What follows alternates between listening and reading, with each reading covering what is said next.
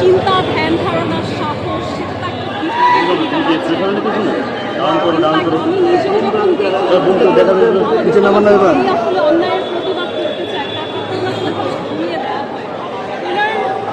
আল্লাহ আমাকে জান্নাত নসিব করুক, বাট ওনাকে দিয়ে আমি আসলে আরও বেশি ইন্সপায়ার্ড হই যে আমার উপরে যত অভিযোগ বা যত আক্রমণ সেগুলো থেকে আমি সাহস মোকাবিলা করতে পারি। আমি কিন্তু অ্যাকচুয়ালি তাদের কাছ থেকে ইন্সপায়ার্ড। আচ্ছা, অনেক বড় বড় জায়গা থেকে আপনার উপরেও অনেক হুমকি এসেছে, কিন্তু আপনি সাহসিকতার সঙ্গে সেটা মানে হ্যান্ডেল করেছেন এবং আপনি পিছপা হননি। মানে এই ব্যাপারটা মানে আমরা ধরতে পারি যে মানে সাহসী যোদ্ধা হিসেবে আপনিও হাদির মতোই একজন নারী। আসলে আমার মনে হয় প্রত্যেকটা মানুষেরই পৃথিবীতে সৃষ্টিকর্তার চেয়ে বেশি ভয় পাওয়ার কিছু নেই। আল্লাহ আমার ভাগ্যে যেটা রেখেছে সেটা হবেই। আমার উপর যদি আল্লাহর সেই সিম্প্যাথির জায়গা থাকে যে আমাকে আল্লাহ চায় সেফ রাখতে রাখবেন, কিন্তু আমার ভাগ্যে যদি খারাপ কিছু থাকে তাও হবে। তো আমার মনে হয় মানুষকে হুমকি দিচ্ছে সেটা নিয়ে ভয় পেয়ে পিছিয়ে থাকার কোনো মানে হয় না। আমি খুবই লাকি, আমি খুব ভালো একটা স্ট্রং লিগাল টিম পেয়েছি। My family is very progressive and understanding. এই জায়গাগুলো তো আমার মানসিকভাবে আসলে ভেঙে পড়ার সম্ভাবনা খুব কম ছিল। আর আপনারা যে কেসটা সম্পর্কে জানেন, এটা এত দুর্বল একটা মামলা, হয়তো বাইরে থেকে মানুষ শুনে অনেক কিছু ভাবে, কিন্তু যারা টেকনিক্যাল জিনিসগুলো বুঝে, যেমন আমার এই মামলায় আসলে কিছুই নাই, প্রমাণ করার মতো কিছুই নাই। যে অভিযোগটা আনা হয়েছে ওই অভিযোগটা আসলে প্রমাণ করা খুবই টাফ হবে। এখানে কোনো ম্যাটেরিয়াল কোনো ইয়ে রাখে নাই, একটা বানানো সম্পূর্ণ মিথ্যা ভিত্তিহীন একটা মামলাকে এখানে ইয়ে করা হয়েছে। খুব তড়িঘড়ি করে তাড়াহুড়া করে একটা মামলা করা হয়েছে।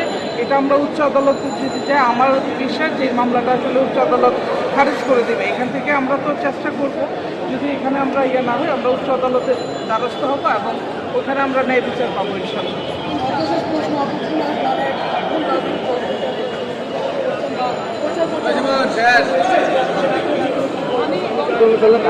একটু সামনে আপু, সামনে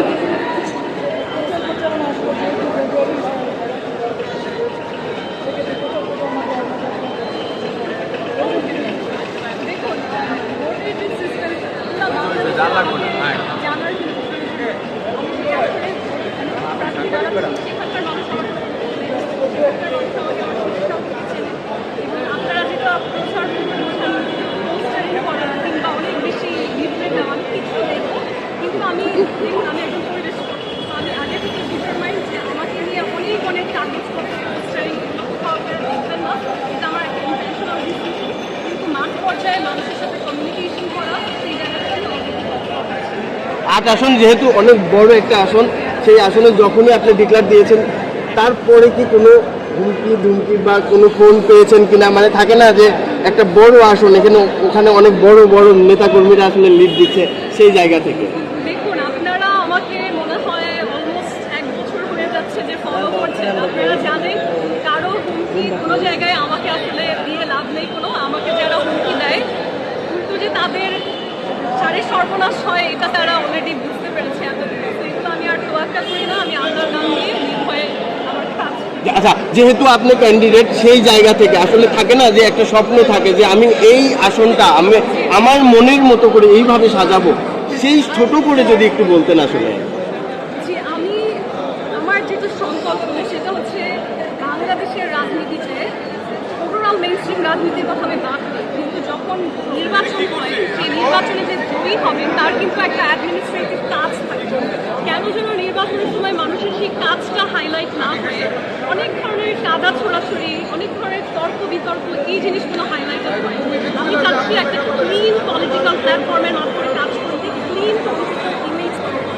তো আমাকে যদি আপনারা এমপি হিসেবে দেখেন, আমার ফোকাস থাকবে আমার ঢাকা 8 আসনে কেমন করে আমি সেখানে নিরাপত্তা বজায় রাখবো। আমি অলরেডি কথা বলেছি যে স্পেশালি নারীদের নিরাপত্তাটা আমার অনেক বড় একটা ফোকাস, কারণ যেহেতু আমি নিজে নারী এবং আমি 8 আসনে চলাফেরা করার সময় অনেক কিছু নিজে ফেস করেছি। আমি বুঝি আমার এলাকার মানুষদের কী দরকার, এবং ওই জায়গাটা একটা জমজমাট এলাকা। হ্যাঁ, ওখানে আপনি দেখবেন যে বেবি রোড একটা ফেমাস এরিয়া, সব মানুষ সেখানে ঘুরতে আসে। আমি চাই তারা যখন আসবে তারা যেন একটা সুন্দর পরিবেশ পায়, তারা নির্ভয়ে হাঁটতে পারে, একটু বিকেলবেলা হাঁটার জন্য বের হতে পারে, পার্কগুলো যদি ক্লিন থাকে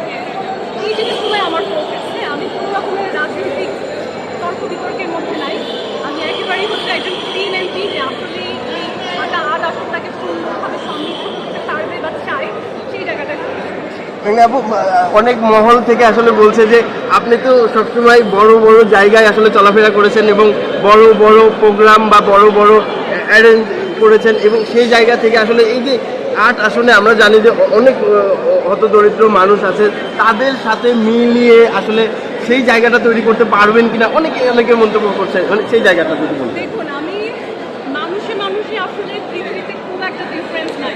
আপনি রাজপ্রাসাদে থাকলেও আপনি মানুষ, আবার আপনি একই মানুষের ইমোশনসের খুব একটা ডিফারেন্স নাই। তো আমার মনে হয় শুধু জায়গারই বদল হয়, মানুষ প্রকৃত অর্থে মন থেকে একই রকম থাকে। তো আমি বিশ্বাস করি আমি রাজপথ থেকে শুরু করে রাজপ্রাসাদ সব জায়গায় মানুষের সাথে ব্লেন্ড করতে পারি। এটা আমার জন্য অনেক। আচ্ছা, সর্বশেষ আমরা আজকে কোর্টের আপডেট মানে লাস্ট আপনার মুখে একটু জানতে চাই, আজকের যে আপডেট যেই জন্য এসেছিলেন সেই ব্যাপারগুলো। আমার লয়াররা যেটা বলেছে আমি একই কথা বলবো, সেটা হচ্ছে আজকে হাজিরা ছিল। তো অনেকদিন ধরে আমরা অপেক্ষা করছি যে ইনভেস্টিগেশন রিপোর্টটা আসবে।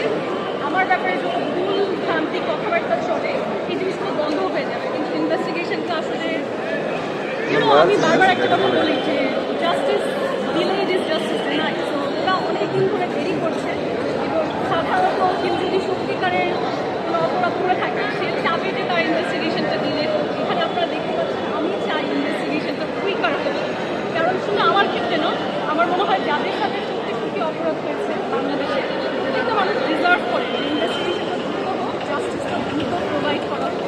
সো আমার উপর যদি কোনো অভিযোগ থাকে সেই অভিযোগটা তারা প্রমাণ করার চেষ্টা করবে, ইনভেস্টিগেশন কেন করছে না সেটা আমারও প্রশ্ন, এবং সেই প্রশ্নের মধ্যে আসলে উত্তর থাকে যে আমার বিরুদ্ধে আসলে প্রকৃত কোনো অভিযোগ প্রমাণ অপরাধের চিহ্ন কিছুই না, বিকজ আমাকে জাস্ট হয়রানি করা হচ্ছে। এবং এই হয়রানিটাও আসলে আমি আমার মতো করে মোকাবিলা করছি, যেমন এই যে কোর্টে আসা, আপনাদের যে হেল্প করা, অনেক মানুষ হয়তো ইউজ করা দরকার, সেগুলো ইউজ করে আপনার এই মামলাটাকে আরো শক্তভাবে আর কি জোরালোভাবে করেছিল, সেই ব্যাপারটা নিয়ে আপনি এখন পর্যন্ত আসলে মুখ খুলেন নাই, আজকে একটু মুখ খুলবেন আসলে ব্যাপারটা। দেখুন, আমি টিকটকার ইলিয়াসকে মেইন স্ট্রিম কোনো প্ল্যাটফর্মে নাম নিয়ে আসলে এক্সট্রা ফেম দিতে ইন্টারেস্টেড না। এমনিতেই অনেক আবল তাবল কথা বলে মানুষকে মিসগাইডেড করে সে যথেষ্ট হচ্ছে অনলাইন ভিউজ এবং ইনকাম করে ফেলেছে। তো আমি কারণে ওর নামটা বলি না, আমি টিকটকারই বলি, কারণ সাংবাদিক হওয়ার আপনাদের তো নিশ্চয়ই একটা না একটা জায়গায় এমপ্লয়মেন্ট আছে, তাই না? আপনাদের প্রেস আইডি আছে, আপনারা কাজ করছেন, আপনারা সাংবাদিক। তার কিন্তু সেটা কোনোটাই নেই। তিনি অ্যাজাইলাম নিয়ে একটা দেশে আজকে তো আছেন, সেখানে বসে তিনি টিকটক ভিডিওস বানান, আমি তাকে কন্টেন্ট ক্রিয়েটর বা টিকটকার বা ইউটিউবার বলতে পারি, সাংবাদিক না।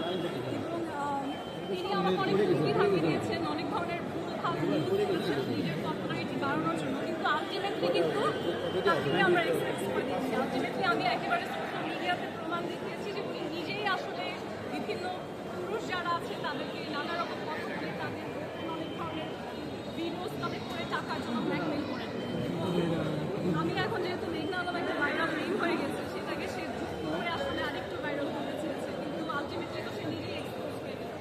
এখন অন্যদের বেলায় কি হয় আমি জানি না, কারণ আমি পার্সোনাল লাইফ আমার বেশি বেলায় নিজেই মত খেয়েছে এবং সে ইনফরমেশন দিচ্ছে। লাস্ট আমরা